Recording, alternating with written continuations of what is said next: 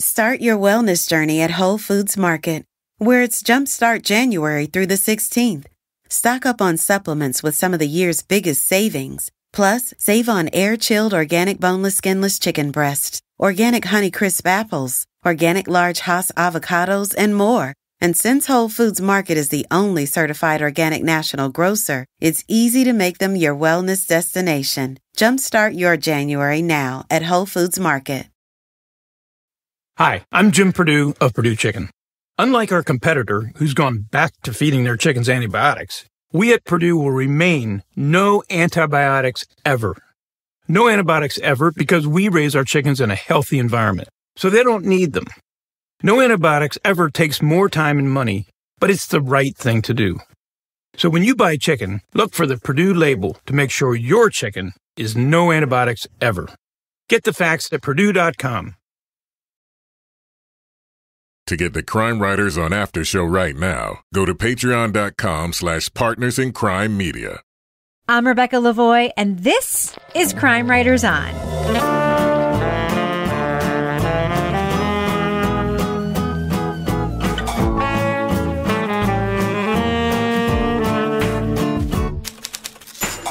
Crime Writers On is the original true crime review podcast that digs into true crime, pop culture, other podcasts. And this week, he seemed like Mr. Right. Instead, he was Mr. Mystery. We'll talk about the podcast, Do You Know Mordechai? Plus, France's favorite gentleman burglar is back. We'll review season 2 of Lupin on Netflix. Join me to get those things done and more is true crime author, TV journalist, and host of the These Are Their Stories podcast, my husband and love of my life, and true crime co-author Kevin Flynn. Hello, Kevin. Hello, Rebecca. Also with us is author, private investigator, certified pet detective, and resident cat lady, Laura Bricker. Hello, Laura. Hello, Rebecca. And finally, our captain of woke cynicism, author of the City Trilogy, host of the Strange Arrivals podcast, and our Patreon Deep Dive Book Club podcast, burger-loving Toby Ball. Hello, Toby. Hello, Rebecca. So, Laura, I just want to have something to say to you. Okay. Welcome to 1996. I hear you are launching your own website. Tell us about that. Yes, 1996. Well, I have not had an actual laurabricker.com website.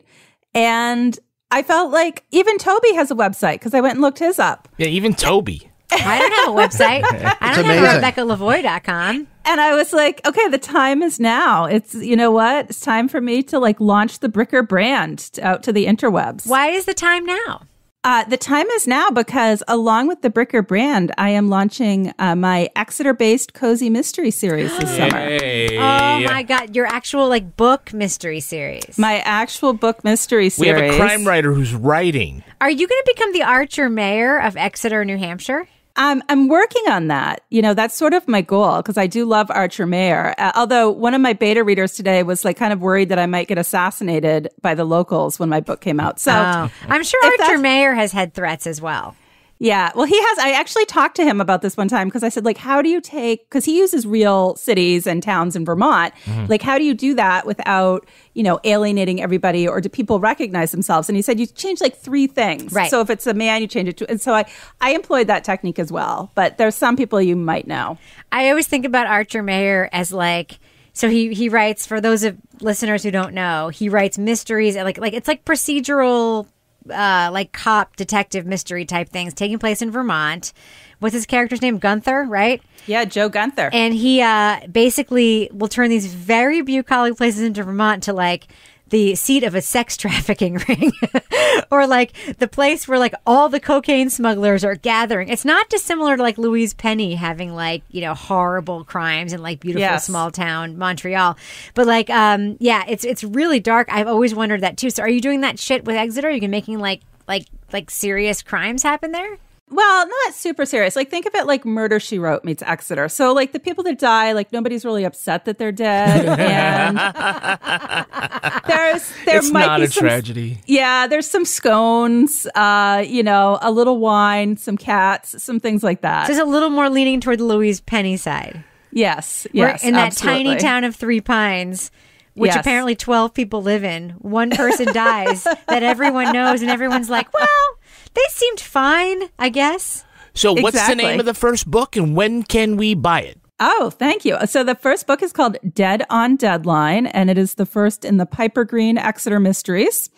And I'm looking at this point, possibly mid-August. Nice. Good. Well, we'll hear more about that. I'm really excited. I'm going to read it.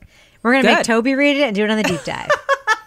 There is I think Date from Dateline needs to do something on Dead by Dateline. Yes. Dead by Deadline? Dead on Deadline. Dead on Deadline. Like, because it's like a newspaper on Deadline. Deadline. Is Piper a reporter? Yes. Oh, don't give it away, Laura. Don't give the whole thing I think it's pretty away. clear from the title, Kevin. Yeah. It's set in. Basically, I created somewhere during the pandemic that I wanted to go to a simpler time. Yeah. All right. Well, I'm really looking forward to it. I'm very excited that you're back in the writing saddle again. Congratulations. And congratulations on being in 1996 and launching your own website. Hey, listen, I even had glamour shots, Rebecca. Did you get your URL through GoDaddy and all the 1996 things? No, in this year, well, I don't want to say because we might have them as a sponsor at some point, but it's a lot easier. Yes, it is totally easier. All right. Well, who wants to start a podcast with our first review? We do. I do too. All right. Leading off. He was the first person in I guess in all of my dating that I felt not only connected with, like we had a good personality connection and amazing conversations, and I felt connected to him before I even met him. Recently divorced single mom Aria began dating a new man named Mark who preferred to go by Mordechai. He was a sweet widower, but Aria had enough of his strange behavior and outright lies about his personal and professional life. She thought she left Mordechai behind until a stranger came to her door. And she said, "I think you know someone named Mordechai Horowitz?" And I said, "Oh, you better come in." And I think at that point, I just thought, okay, here we go. Her friend and reporter podcast host Kathleen Goldhar began a hunt for Mordechai and the other women he dated under false pretenses. She pursued a romantic con artist whose only motivation seems to be because he could get away with it. Aria was freaking out. How many women had Mark been sleeping with while they were together? What was Mark's endgame? Was it about money? Was she in danger? Do You Know Mordechai is the new podcast from UCP Audio and Antica Productions. Goldhar works on behalf of the bamboozled and brokenhearted, seeking an answer to the titular question, who is he, why does he do it, and where is he now? Spoiler alert, we are going to be talking about significant spoilery plot points from Do You Know Mordechai? Hard spoilers. So if you want to remain spoiler-free, aka if you don't want to know about the twists and turns of this podcast and just listen first, go to the estimated time code in our show notes for our thumbs up and thumbs down review. Now, Laura, this podcast, to me, as a divorced person and remarried, who is friends with one of my ex's friends, best friends actually. I personally found the setup of this podcast to be incredible because we immediately get the host set up with her main subject. They just immerse us in it because we find out in the first few minutes, Aria is also the ex-wife of our host's ex-husband, sort of describing their friendship and laying the groundwork for both their relationship and their romantic kind of history. What did you think of the setup for this podcast? I thought it was I've never heard anything like this before. When I first heard it, I'm like, oh yeah, right, they're friends. Because you just can't imagine that sincerely two women in that position would end up being as close as they were. But I thought it really brought a certain level of making this more like a friend to friend sort of intimate discussion by setting us up and bringing us in like that, where a lot of times we're listening to these and people are like, why did you do this podcast? And it's oh, I heard about this case and all I could think about. Well, in this case, there's a real reason she's doing this podcast. And so you actually feel like it's a lot more authentic. But I was surprised, when they're talking about holidays with each other and everything. The chairs around her dining room table are my old dining room chairs. I didn't know that. Yeah. I just forgot all of them. I just these look familiar. Oh yeah, this is what my house. Oh my God. Oh, the layers. Yeah. So, Toby, what did you think about the setup for this podcast? I thought it was really good. I also thought it was really good thematically in that you have two women bonding over, their experience with a man that didn't go so well. And that sort of sets up this entire thing, which is these women sort of getting together to exchange stories and provide support for each other and stuff, for having dealt with this one guy, Mordechai / Mark. In addition to kind of introducing the two main people and finding out their relationship, it kind of sets this tone, I think. And it's a very intimate podcast, I thought. It reminded me a little bit of Finding Cleo. Yeah.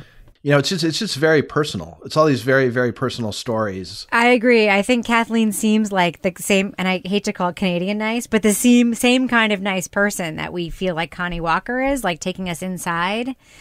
Kevin, I know you had thoughts about this as well, about just sort of the way this whole thing launched. Yeah, I think Kathleen and Aria should do a cross-country buddy movie like Thelma and Louise. They could start in Vancouver and work their way over to Nova Scotia and meet the Canadian Brad Pitt along the way. It'd be fantastic. Well, look, I think sometimes we get hung up on the idea that the podcast narrator needs a reason to be telling the story. They don't.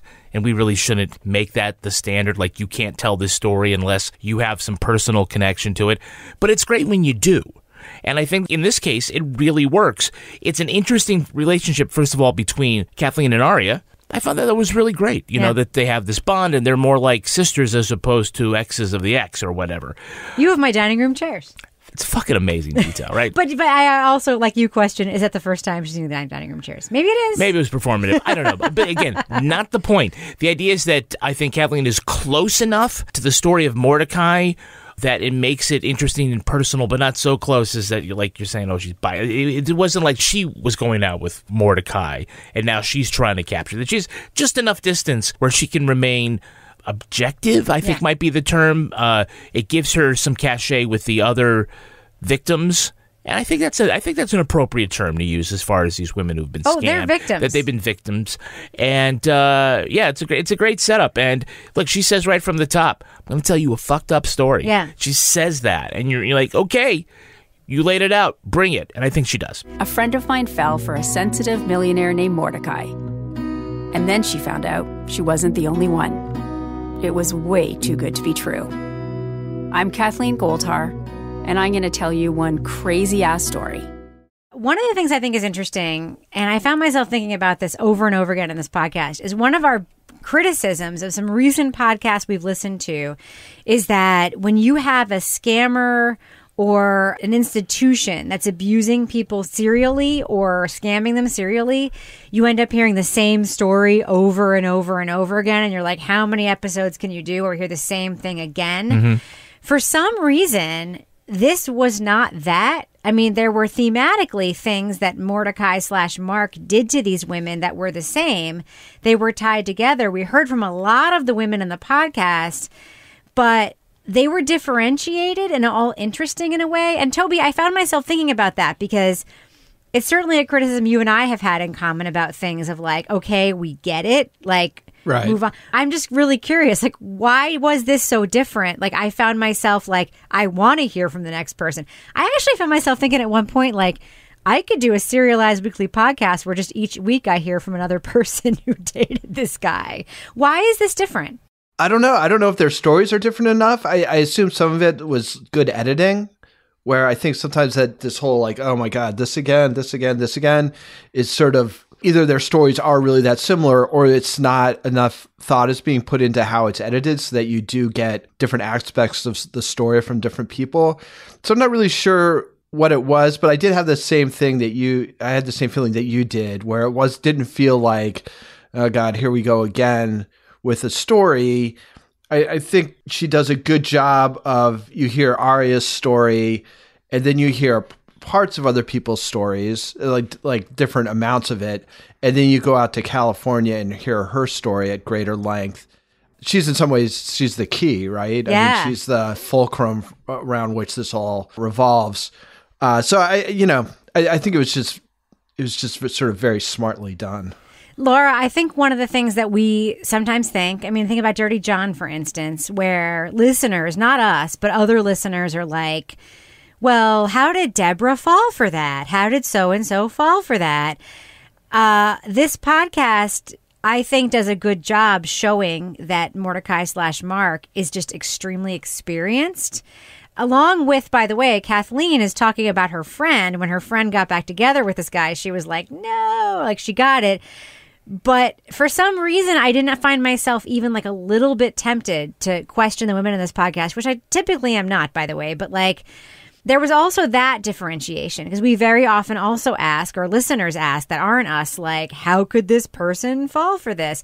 Do you feel like the podcast did a good job with that, with sort of understanding how these women, these very smart, compelling, interesting women ended up being part of this narrative? I think they did do a good job with that because there was like two areas that really kind of brought that out for me. The first is, they were talking about, like you just said, all the women were very smart. They were very accomplished.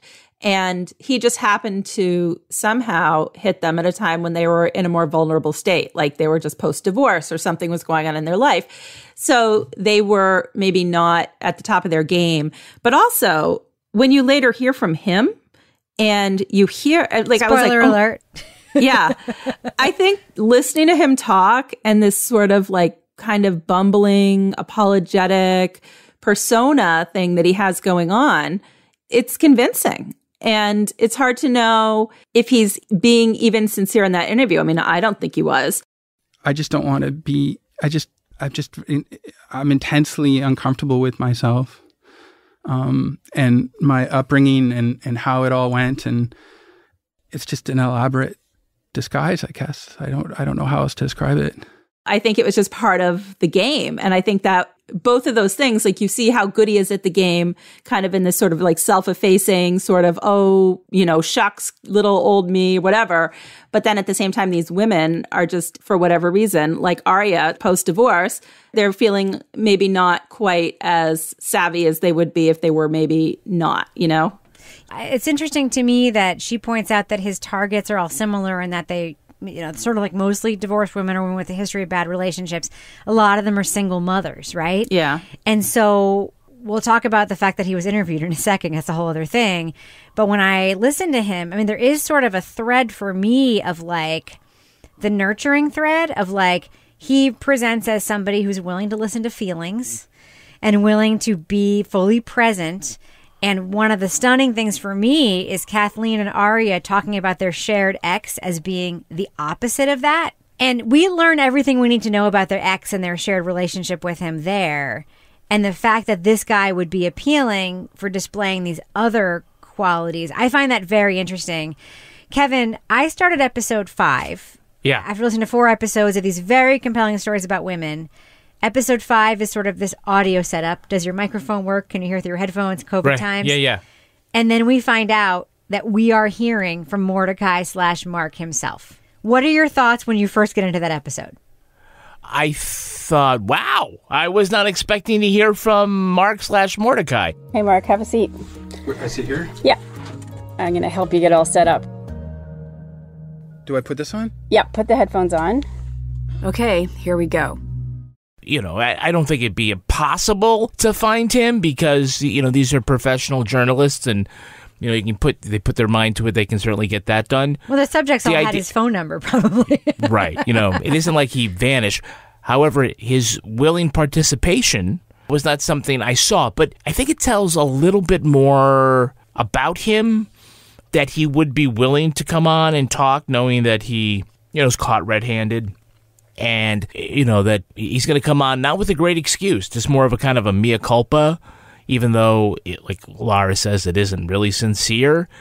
The main question, of course, is about, do you know Mordechai, right? So that's great title when you hear the whole podcast, yep, how it fits in.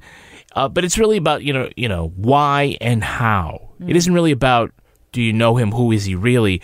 It's more about, why is he doing this? And how? How does he get away with it? We get a lot of the how. The why is harder to find.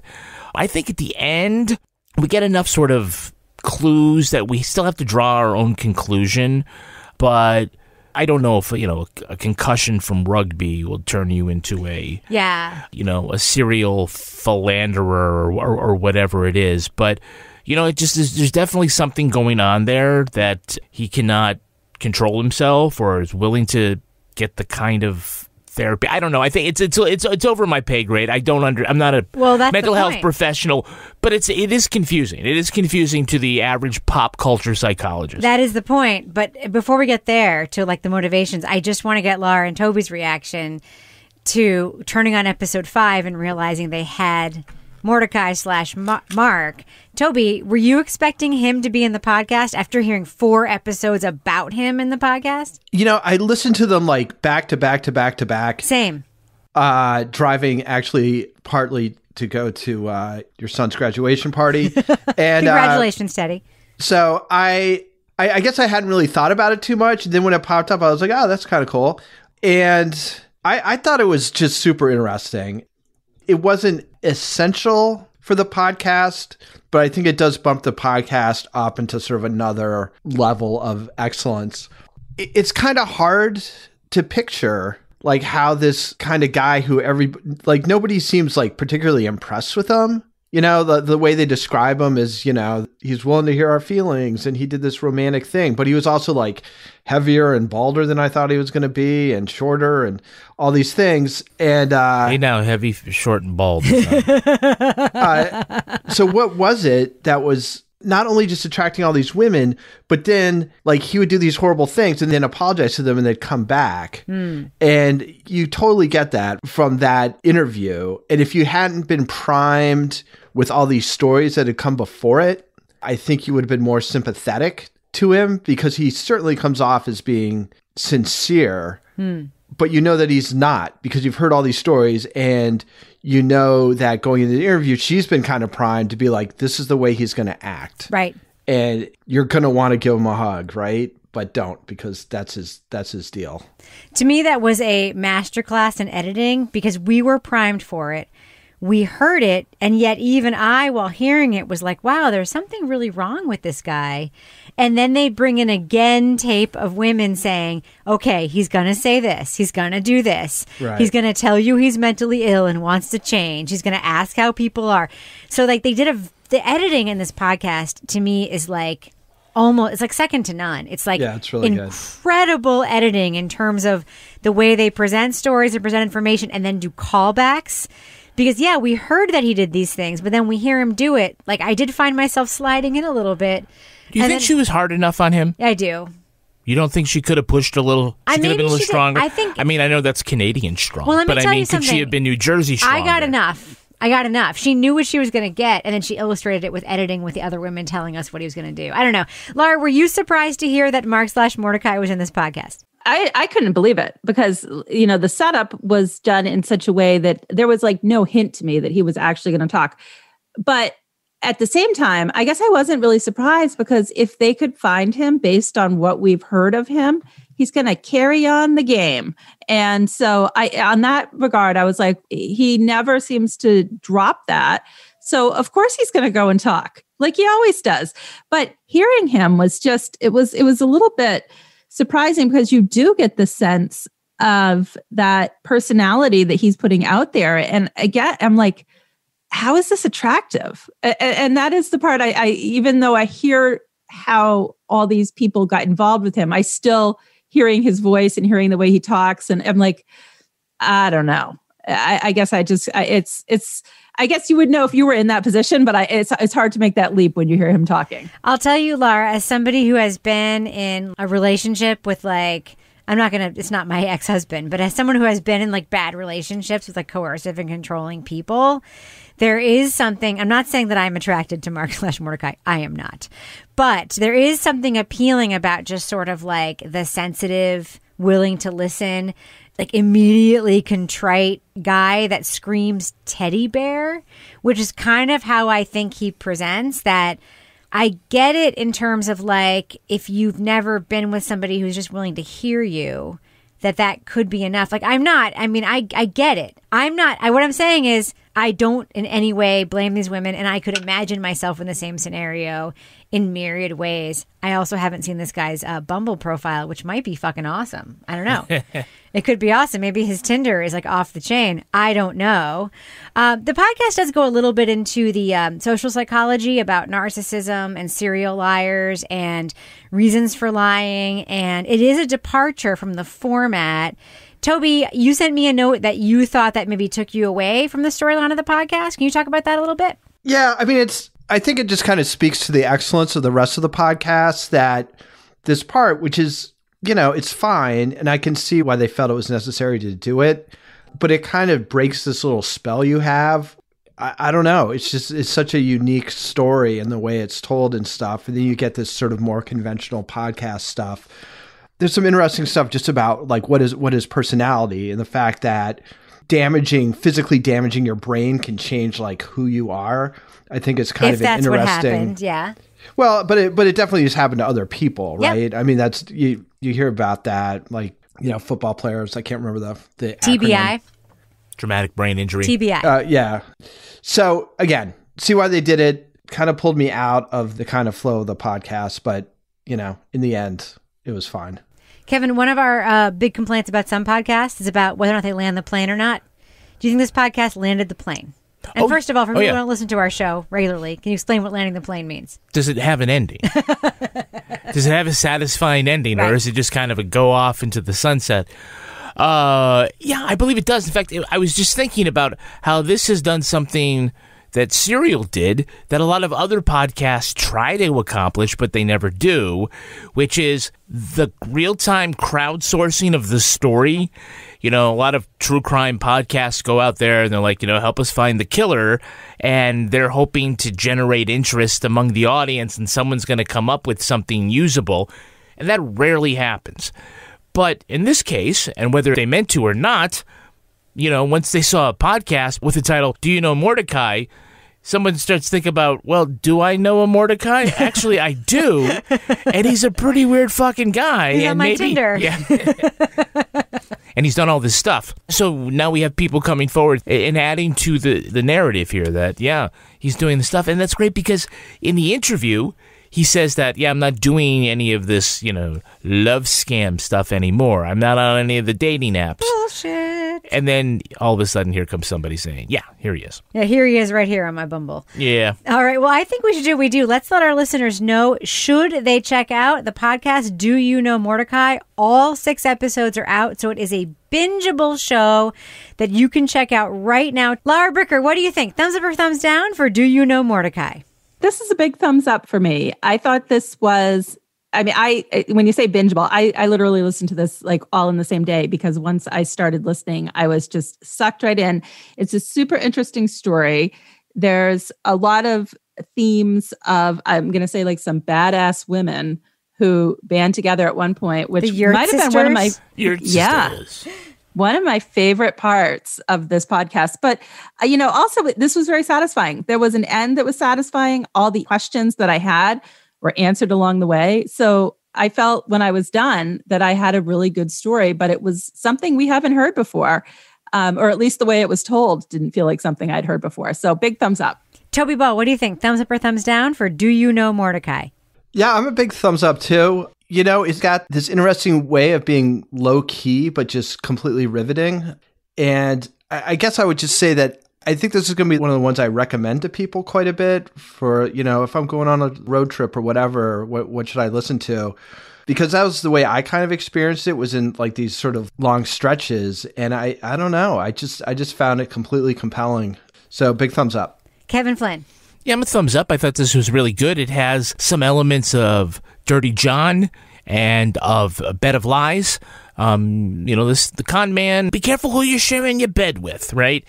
It's not like the most interesting crime part of it. The felonious aspects of it are not terribly unusual for this kind of story. However, I think it's told really, really well. And I think now that everything's out, you should binge all 6 episodes and really get a feel for it.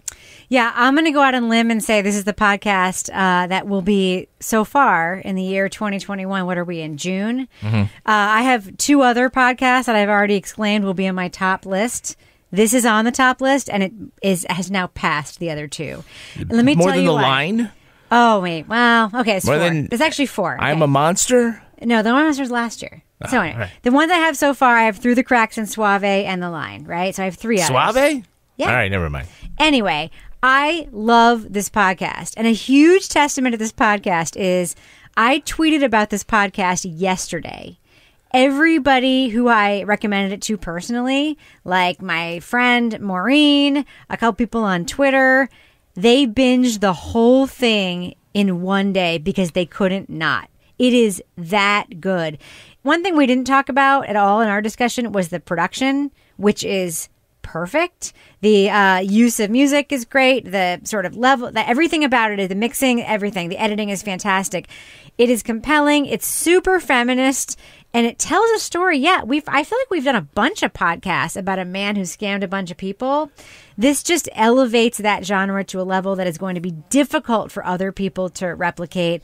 I can't say enough good things about Do You Know Mordechai. I feel like I'm going to be talking about this for months. For me, huge A+++++ thumbs up for Do You Know Mordechai.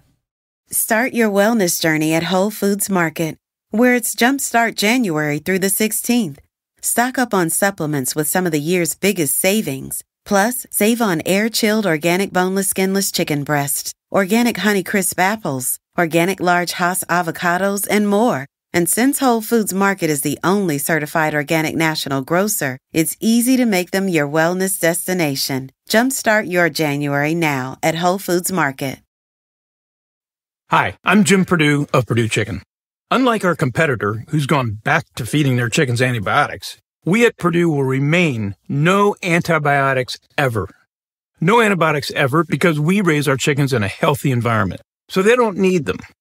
No antibiotics ever takes more time and money, but it's the right thing to do. So when you buy chicken, look for the Purdue label to make sure your chicken is no antibiotics ever. Get the facts at Purdue.com. Luxury is meant to be livable. Discover the new leather collection at Ashley with premium quality leather sofas, recliners, and more, all built to last. No matter how many spills, scuffs, or pet-related mishaps come its way, the leather collection at Ashley is made with the durability you need for the whole family. Shop the new leather collection at Ashley and find chairs starting at $499.99 and sofas at $599.99. Ashley, for the love of home. All right, Kevin, here we are in the business section of the podcast. Business section. What is going on our Patreon right now, Kevin Flynn? Our Patreon is open to everybody. What do you mean? It's the Patreon free listen preview. Right now, if you go to our Patreon, which is at patreon.com/Partners in Crime Media, you can listen to selected episodes of the shows that have been subscription only, and now you can hear some of the stuff that you've been missing out on. What are people going to be able to hear? So we're like HBO right now, giving stuff away for free. Not everything, but some stuff. What are people going to be able to hear for free right now on our Patreon? You can hear some selected Crime Writers on after shows, including this week's, where we're going to be talking about our summer book recommendations. Nice. Each bring in 2. Right, guys? You got 2 books? I have 2. Laura's got 2. Toby's like, no, I've got 7. So, perfect. Toby's got, I've got 1, but I'm going to talk about it for 20 minutes. Yeah, that's right. fine. That's fine. That's how it rolls. We have a new episode of Leave It to Bricker that's out, and it has to do with the Irish cat. Ooh. And we have a new episode of Married with Podcast that we're about to record, Rebecca. We have a question from someone who has not had sex for 15 years. Well, neither have I. You're fine. So all you got to do right now is go to patreon.com/Partners in Crime Media. You can flip or use the app. All of the posts that are usually locked for certain subscription levels, they're all opened up. Not all of them, but we've picked a bunch of stuff. Have a listen. It's good till the end of the week. And then if you really like, subscribe. Is Sasquatch going to be available? Oh, I have to try to find that one. Okay. That's far down the, I don't want people scrolling for 20 minutes to find stuff. Sasquatch. I want everyone to be able to hear the fucking Sasquatch episode of Married with Podcast. All right, Kevin, can you do a quick plug for our newsletter and how great it is? Sure. Also for free, you can sign up for the Crime Writers On newsletter. It comes out on Mondays, and you just go to crimewriterson.com. Right at the top of the page, just stick in your email address, and you will get a weekly email that has summary of our reviews, some Crime Writers On behind the scenes, including, hey, what did we have? A photograph of Laura and Toby visiting Studio C for the first time. What? You mean it was Studio a big moment. C? Were you guys surprised by how small it was? It is a closet in our basement. It's interesting that through Zoom, like the way I'm looking at you now, like I didn't realize that like the walls were literally like you've somehow framed it. So yeah, it's like an elevator. Yeah, I mean, it's. Listen, it's called fisheye lens. This entire operation, this Partners in Crime Media thing is just an illusion. We are literally people making podcasts in a closet in our basement. We've never not been transparent about that, right? No. For some reason, I was thinking it was like a sauna-sized closet. Nope. Like it was a little bigger. No. Yeah. No. So what was I fixing? Oh, yes. And I saw the little sheepskin thing. And then I got a little freaked out thinking about Kevin in the summer in the sheepskin. And that was my chair, not his. Well. So, Kevin, before we wrap up the business section, do we have any Patreon patron saints of the week this week? Our Patreon patron saints are Christy Strum and Molly Adams. Bless you. Bless you. Okay, does that wrap up the business section? It does. Let's fade out that music. Moving on. When we last saw France's favorite gentleman burglar, Hassan Diop, the police had uncovered his identity and his son had been kidnapped. Those are just the latest complications in his plan to take down Hubert Pellegrini, the wealthy businessman who destroyed his family. T'es assez grand pour comprendre maintenant. Il y a 25 ans, Pellegrini a fait passer mon père. Are you really a thief? That's why they took me? 25 years ago, Pellegrini framed my father. And now, he's targeting you. Hassan's skills and tactics are inspired by the fictional literary character Arsène Lupin, the charismatic French thief. Starring Omar Sy, Season 2 of Netflix's French-language thriller Lupin shows our hero employing disguises, high-tech trickery, and pure brawn to complete his elaborate plan for revenge, all while staying one step ahead of the cops and Pellegrini's thugs. We are going to be talking about plot points for Season 2 of Lupin. Lupin? Lupin? I'm saying Lupin. Lupin? I'm being, language sensitive. What is it called? Lupin. So to remain spoiler-free, go to the estimated time code in our show notes to hear our thumbs up or thumbs down review. For Lupin. So Kevin, I found myself watching Season 2 of Lupin thinking I did not get the satisfying recap I needed of Season 1 to be oriented. Like we did, I think about Killing Eve, by the way, which is another very complicated show with lots of characters, lots of plots, lots of places. But they've done a very good job of orienting us to where we were when we left off. I found that missing here, and I was... So you're saying you didn't see the recap of the last season? No, but I felt lost for more than just the recap. Did you feel like the story oriented us well enough here? I'll say, I could have used a recap, but I'm not going to give it thumbs down because there was no recap. I'm just saying. Were you confused? Just I guess what I'm asking. No. Okay. I was able to pick it up later with context clues. So. But it's very escapist, too. Well, that's why. I was trying to remember, who was that guy? And okay. And what happened with the necklace? Oh, they broke it all down. That's right. Okay, so, all right. Yeah, whatever. But, we're not following Watergate here. This is it is very fanciful, and it's meant to be kind of light, and that's why you kind of overlook the idea that, he has a storage unit that connects directly to the unmarked part That's of his friend. Paris it's not Lupin, catacombs. It's his friend. Oh, yeah. It's a very cozy storage unit, by the way. I know. They had tea. I could move in there in a second. Laura, this is a ludicrous and fanciful show, right? Oh, absolutely. You have to go in and accept that. I mean, there is just absolutely no way that any person is actually going to be 5, 10, 20 steps ahead of everybody else, never get caught, do all this crazy stuff, steal boats, go in the catacombs, climb through walls. I mean, all this stuff. But it's fun. So you have to sort of just suspend that feeling of disbelief and go with it with this show because it's just entertainment. It's like a fun sort of romp through Paris. All right, so let's go to Toby now, who has a very different feeling about the fancifulness and ridiculousness of this show. Toby, we've just heard two people describe this as fanciful and fun, and therefore we should just let go of our other feelings. You have a different thought here right at the top of your notes, so I just want to let you share that with our audience. Go ahead.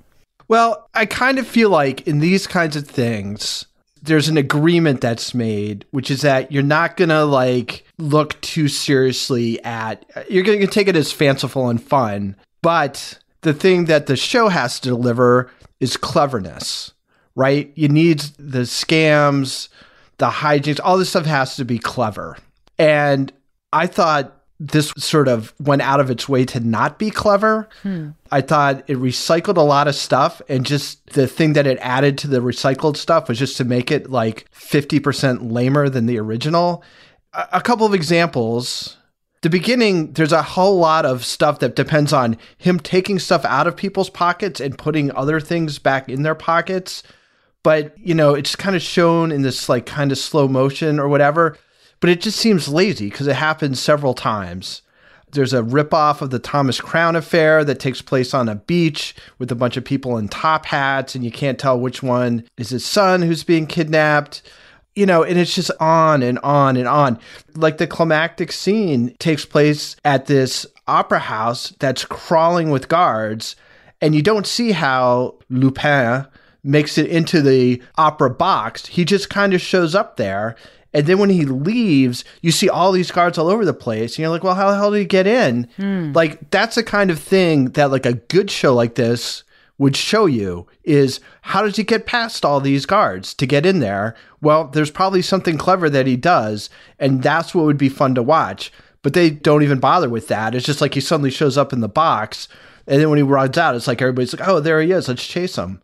So I kept waiting for the clever stuff to come in, and they kept punting on it. They either wouldn't try and show it, or what they would show just wasn't very clever. It was like they'd show something happen, and then they'd go back later and be like, well, this is what was really going on. He paid these guys to act this way, which is why he wasn't really ripping them off. So, I don't know. I could go on. So, Laura, yeah, you did go on because that was your first 5 notes. I can just check. Laura, one of the things they do in the show that I liked was they show a series of events and they go back in time and show the beginning of the series events. I'm not saying it worked every time. For me, the time it worked best was the painting theft, where we are supposed to believe that he magically stole a painting from this museum in Paris, and they go back in time, and then we find out he didn't actually steal it. They changed the TV chyron to show the Notre Dame fire. I actually thought that was pretty clever. And that worked a couple of times in the series. What do you think about that sort of construction of, let me show you something, and then let's go back in time and show you how we did it? I liked it because when you see the actual event happening before you go back in time, I mean, from, you know, the first few times, I'm not really paying that much attention to like, is this a real person? Is that a real person? How did this happen? But when we have that flashback in time part and we see the setup, I mean, again, you have to suspend reality because you're like, oh my God, yes, of course he stored a fireman suit in the ceiling tiles along with a wig and a porn star mustache or whatever he used to escape with. But, you know, I thought it was effective because for me, it conveyed the amount of planning. You know, if you're going along with this sort of theory of this guy being like a criminal, not criminal mastermind, but just like the catch me if you can guy who's able to do all these cons and never get caught. When you do get that flashback, you get the full depth of like what goes into pulling something like that off. Kevin, what do you think of that construction? Because I, again, found the most clever one to be the painting one. Like I felt like Toby like betrayed by the fact the show would just let us assume that he had stolen this like Monet or whatever from the museum. That was the one I found clever. But there is some magic you have to believe that he and his friend could just anticipate everything, right? Yeah. Well, I mean, if you want realism, then you're watching the wrong show. I think the only thing that sort of tonally that like did not fit was the end of this first episode of this season where Raoul, the son, we believe just got burned in the back of a car in the trunk. And it was left there with that cliffhanger. And it was like, wow. It was dark. It was dark. And you're like, that can't be. That can't be. And in some ways, it would have been better if it was, to me. Because you didn't want Raoul around? No, just because that would have been a turn that we didn't expect. You know what I mean? Yeah, but again, this is supposed to be kind of light. And I think it's trying to capture some of the joie de vivre of the Lupin books where he's a carefree, very clever robber. And that's sort of part of the joy of the stories is to kind of watch him do his thing. And, you know, Hassan does a lot of the same stuff. You know, you do want the Ocean's 11 aspect of it. You want to see, okay, well, you're going to have this caper, and how do you pull it off? That's, I think, what you're in it for. I also think that Omar Sy was the actor. I don't know what he's saying because it's in French. I mean, I guess I could read it, but you could just watch him do anything. Yeah, he's really good. He's got, and the kid that plays him, like the young Hassan. Oh, the casting of the children is incredible. How do you find someone with the same twinkle in your eye? It's amazing. Even the woman Juliette, the girl who plays the young, like all of the young people look fucking exactly like the old. It's like dark. We like it in French with the subtitles. We know that your mileage may vary if you don't like it, but I do feel like you do get a real sense of like this cast and their acting portrayals, and I thought, instead of it being like a Japanese cartoon. Yeah. Seriously, everyone should watch Call My Agent if they want to see some great French actors. Anyway, Toby, you also mentioned something about the sort of lack of trauma that comes after that Raoul alleged death situation, because I felt that too. Lupin / Hassan thought his son died, right? Raoul was actually kidnapped and could have died. The fallout from that was brief and not consequential, right? It was bizarre. So there's one where Lupin is like trying to get them to say, was there somebody in the trunk? And there's like this back and forth with the female cop, like, oh, I'm not going to tell you. Come on, it's my son. And she's like, there's nobody there. And he's like, oh, okay, well, phew. But the son is taken away by this cop, like away from where he knows his father is. And the son is kind of like, I don't know, he's kind of moping a little bit. And then somehow they start talking about the Lupin books. It's like, oh, he kind of like brightens up. Oh, this guy must be kind of cool if he likes those books. I don't, it just seemed weird. Like if I was a teenager and my dad was like facing off with a killer in an abandoned house after the killer like stuck me in the trunk of a car and tried to burn it, like, I don't think I could be distracted with like a conversation about books by some guy who I'd never met who's driving me away. What if it was Paris. about UFOs? No. Yeah. Did you start like talking about? Yeah, well, that's different though. That's different. By the way, I love the woman detective in the series. Yeah, I she's loved awesome. her. Oh my god, all the actors are good. All the actors are good. She's amazing, and she just sort of has this like very innate like. There's no way to describe it other than like very French sex appeal that makes it even like it elevates the performance a little bit. Anyway, Lara, you also had some thoughts about the plot line with the son, of course, but that also ties into sort of the family thread of this series. We're going back in time. Of course, Hassan's father worked for Pellegrini, our arch nemesis / villain here, who was set up for a crime wrongfully. And the show is sort of about the son trying to clear his father's name. It's sort of generational stuff, right? Yeah, and I think I don't really understand why the whole plot with his son was put in there this season, other than it was a good way to keep a hook from the end of season 1 to start season 2 with some suspense, because they left it on that note. But most of the season 1, I mean, it felt like to me was all revolving around getting the father's name cleared and getting Pellegrini to confess, or at least exposing him for his role in all of, what happened to Hassan's father. Once we got back to that initial mission, I felt like that was kind of like the purpose of the whole series, aside from this blip in the middle with the son being kidnapped. And, Pellegrini he's a villain that like we love to hate. So when there is this resolution, I mean, it's very satisfying, especially after you see him like sitting in the tub, just like smoking a cigar. Like, his weird chest hair. Yeah. Like, I'm like, oh God, like you really want to see that guy go down after that. So I found it satisfying to have that thread tied up in this season. I will say, I do not think Pellegrini is hateable enough. That's like one of my big criticisms is that you don't? I mean, he's hateable, but is he hateable enough? I mean, they could always be more hateable. No, I will say that we've watched other series where there have been people who've been on screen for less time that we've hated more. I honestly do think Killing Eve is a great example of this. They can show you someone for 4 minutes and you're like, I fucking hate that guy. And Pellegrini, you're like, well, his daughter still lives with him, so he can't be that bad. You know what I mean? There's sort of like this. I think maybe you're the only one thinking that. I do think he's bad. I just don't think the show does a good job making me think he's bad. You know what I mean? So, Toby, there's one scene that I want to ask you about. So we have this idea that Hassan, who is this very tall black man, can just walk around and everyone recognizes him as there's Lupin, there's the bad guy. But then he's randomly able to put on like a dreadlock wig and people think he's an entirely different person. Did you pick up on just sort of the absurdity of that just being a disguise that like people didn't see? Because I picked up on that.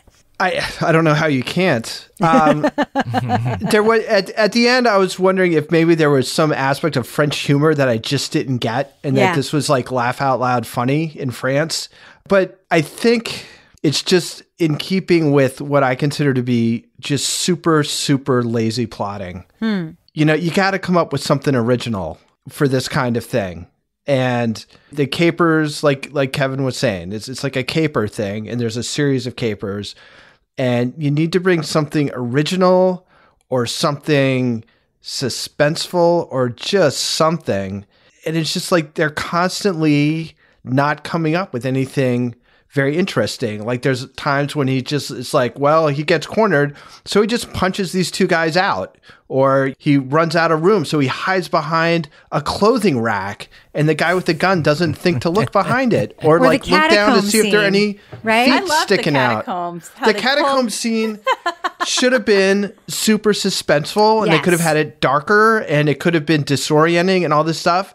And instead, it was just like, well, you know, these guys are walking and these guys are walking, and they you know, are they going to run into each other? They went that way. He's the master of disguise with 50 million beards that he can paste on, and he's wanted for murder, and his face is on every newspaper, and he's walking around in a tam. Yeah. Have you seen? No one's going to recognize him now. Have you seen Team America?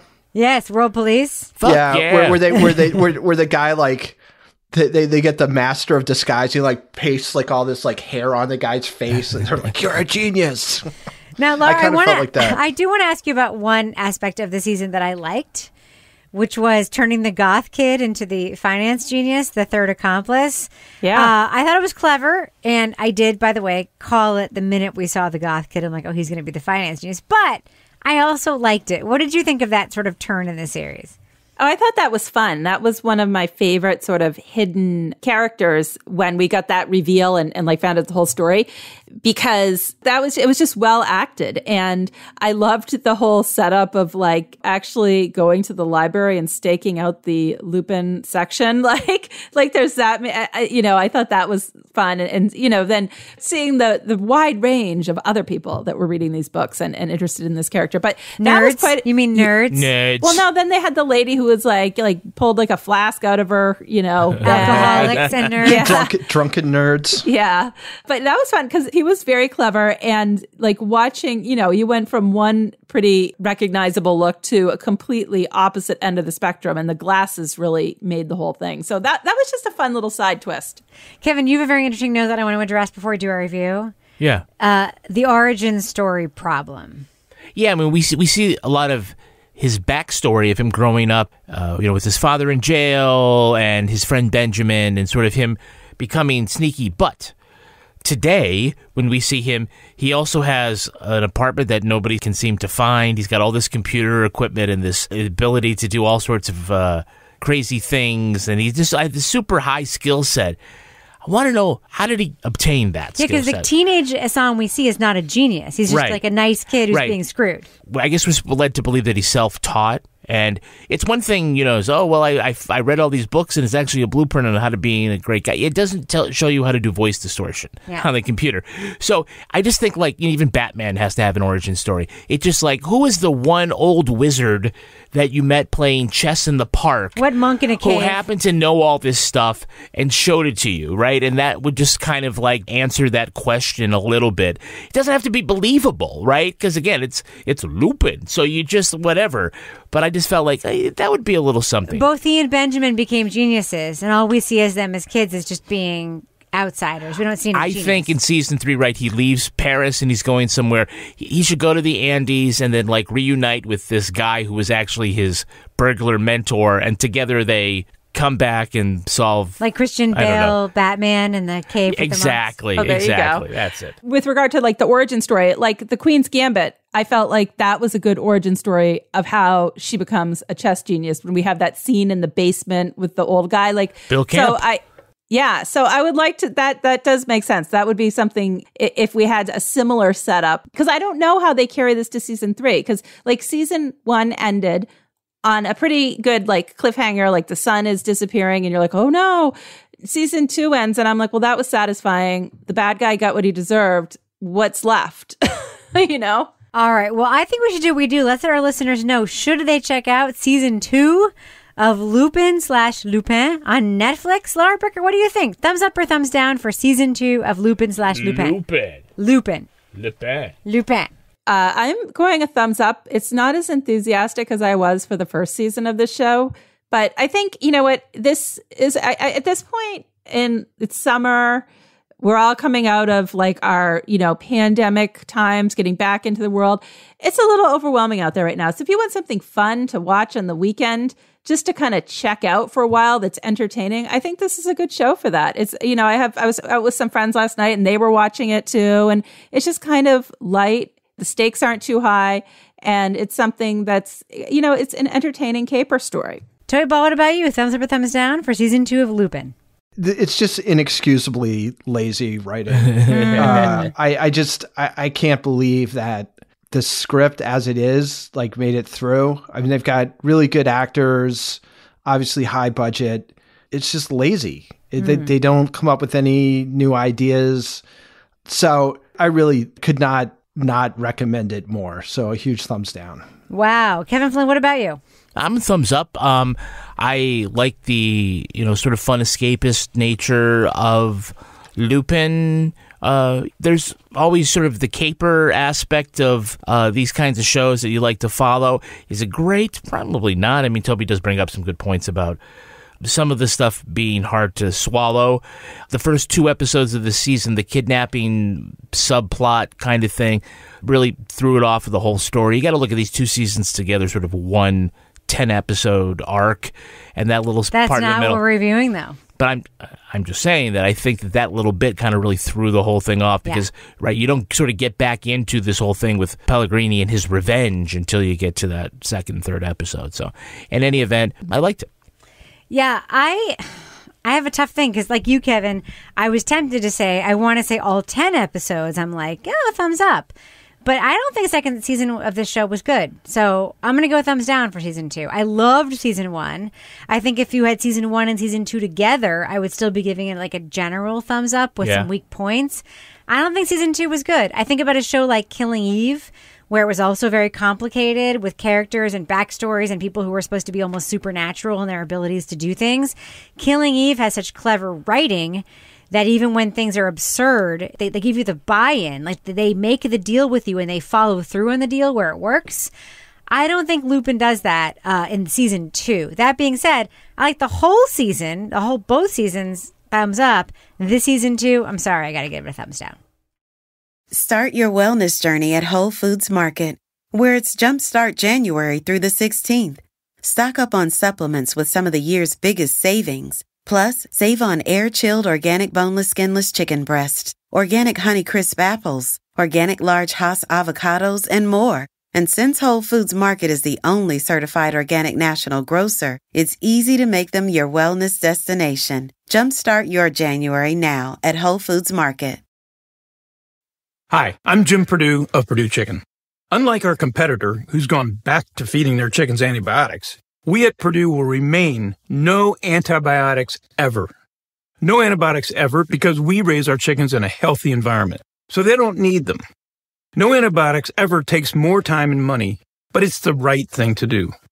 So when you buy chicken, look for the Purdue label to make sure your chicken is no antibiotics ever. Get the facts at Purdue.com. Luxury is meant to be livable. Discover the new leather collection at Ashley with premium quality leather sofas, recliners, and more, all built to last. No matter how many spills, scuffs, or pet-related mishaps come its way, the leather collection at Ashley is made with the durability you need for the whole family. Shop the new leather collection at Ashley and find chairs starting at $499.99 and sofas at $599.99. Ashley, for the love of home. Now it's time for my favorite part of the podcast, a little something I like to call the crime of the week. That's how the cookie crumbles. Or does it? The Girl Scouts have announced that they have 15 million boxes of unsold cookies this year. Oh my God, send them to my house. The annual fundraiser was hit hard by the pandemic. Most sales are face-to-face with Scouts, either door-to-door or at public booths. Even with contactless delivery and drive-through booths, they were still way off on their 200 million box goal. Many local troops are stuck with thousands of unsold boxes. Meantime, 12 million packages of Thin Mints, Lemon Ups, and Toffee-tastics are still at the 2 bakeries that churn out the cookies. It's not the biggest blow to the 109-year-old cookie-selling program, though. The Girl Scouts resorted to selling calendars during World War II because of flour, sugar, and butter shortages. Organizers will probably be donating leftovers to shelters, prisons, and the military. The cookies have a 12-month shelf life. Panel, here's my question for you. Let's help out the Girl Scouts. Which variety of Girl Scout cookies would you buy a few million boxes of? There's only one right answer. Laura Bricker, I'm going to start with you. What do you think? I'm going Thin Mints. Yeah, that's the right answer. Yeah, so I used to go the Samoas, and I do like the Samoas. But the Thin Mints, there's so many other uses for them as well. What do you mean? Like, oh my gosh, you could crush them up and you could make them into like a crumb topping for a dessert. You could eat them. You could freeze them. You eat could them freeze was, I thought, the thing to do. Eat them is another. You could freeze wow. So many things. A martini. What's the primary thing you use it for if it's not eating them? Toby Ball, what about you? Which Girl Scout cookie would you buy a million boxes of? So I'm left with all wrong answers. Yes. So I think I'm going to go with Do-si-dos. Which are what?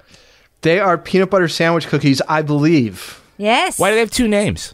It's sort of like the what's the cookie that's shaped like a peanut that tastes like peanut butter? Oh, Nutter Butter. Nutter Butter. Which sounds Nutter really butter? dirty when you think about it. Here's my Nutter Butter. Yes. They have 2 different names because there's 2 different bakeries that put them, and one is like at different parts of the country. Yeah. So if you're, I mean, we get around here, don't we? Isn't it Do-si-dos around here? Yeah, it's Do-si-dos. I think so. What other parts of the country get? They get peanut butter sandwich. It's the same cookie. It's just boring. It's a boring name. Cookie. Is the Thin Mints in other parts of the country called something better? No, they're Thin Mints. They're Thin Mints everywhere. Kevin, what about you? What Girl Scout cookie would you buy a million boxes of? Yeah, and by the way, Laura, the Samoas that you used to like, other parts of the country that are caramel delights. Oh. Have you ever seen the fat content of a Samoa? Oh, it's real bad. It's like eating a hamburger. I like the tagalongs, or also known as the peanut butter patty. So that's like the chocolate-covered cookie with the peanut butter on it. It's got the, It's a little bit That's of Laura, yummy. a little bit of me. Absolutely. Listen, I'm telling you. It's 3 great tastes that taste great together. I know that Kevin doesn't love mint. I also love peanut butter, by the way. But Thin Mints is the only right answer because it is the only cookie that comes with like the action phrase of I'm going to do a sleeve of Thin Mints, which I really appreciate because the only way to eat them is to do a whole sleeve. All right, we should probably end the show on that. Now, before we do, Laura Bricker, do we have any cats of the week this week? We have a dog this week. Thank goodness. Woof. It's my favorite animal. We are having a big dog run here. So this comes from Allie Donnell. Allie is nominating her rescue dog, Willow. We adopted Willow in January after she was rescued from Egypt and brought to Canada. She's a lovely... Yeah, this is so cool. She's a lovely, affectionate dog who's adjusted well to the family routine, although she has a strong personality and was known as the boss of the streets prior to her rescue. She's a bitch. Well, if she's not cat of the week, perhaps she could be the crime of the week. She's a well-known garden thief who has eaten all of the berries from my strawberry plants and it gets worse. Dug up my Swiss chard and corn. I mean, it can take the Swiss chard. She is super cute, though, so it's hard to hold it against her. Wow. My dog won't even eat a carrot when I make his homemade food. That's incredible. Neither will I. Laura Bricker, if people want to send you their animals to be cat of the week, obviously it can be any kind of fucking animal, not a cat. It could be a dog, it could be a rat, it could be anything. That could also be a cat. They could, of course, email crimewriterson@gmail.com or go to our Facebook group. But if they want to send it to you on Twitter, how would they do that? It would be at Laura Bricker. And Toby Ball, if folks want to tweet to you, how would they do that? At TobyBallNH. And Kevin Flynn, if folks want to say, hey, I understand your whole conundrum around illegal bats, how can they tweet you? I'm at Kevin P. Flynn. And if you want to follow me on Twitter or Instagram, you can find me at Reb Lavoie. You can also follow the show on Twitter at Crime Writers On. And seriously, I really do encourage you to join our incredible community in our official Crime Writers On Facebook discussion group. Support the show at patreon.com/Partners in Crime Media, and you will get the Crime Writers On After Show, Married with Podcast, Laura Bricker's Leave It to Bricker podcast, and Toby Ball's Deep Dive Book Club podcast. Our theme song was composed and performed by Ty Gibbons. Our line editor is the incredibly handsome Olivia Burdett. The executive producer of this program is Kevin Flynn. This show was recorded in the Yoga Loft above the Bodega in Bay St. Louis, Mississippi studio, otherwise known as Studio C, the closet in our New Hampshire basement where we have a secret underground passage to the Paris catacombs. Mais oui. On behalf of all the crime writers, thanks so much for listening. We will catch you later. I have a good story about Kevin to tell you. Uh-oh. So both of our kids are like Henry especially isn't eating red meat. Like he's just laying off. He's doing more white meat. I guess it's environmental stuff. He's not wrong, by the way. Yeah, Teddy is also, because he does everything Henry does, I'm going to eat less red meat. So Kevin, the boys are home. We went to the store to get something to grill, and he came back with ribs. And I was like, the boys don't eat red meat. And he was like, it's not, it's pork. It's pork. And I was the other like, white meat. That's a slogan. Pork is not white meat. It's the other white meat. Toby, you know that pork's not white meat, though, right? I don't care.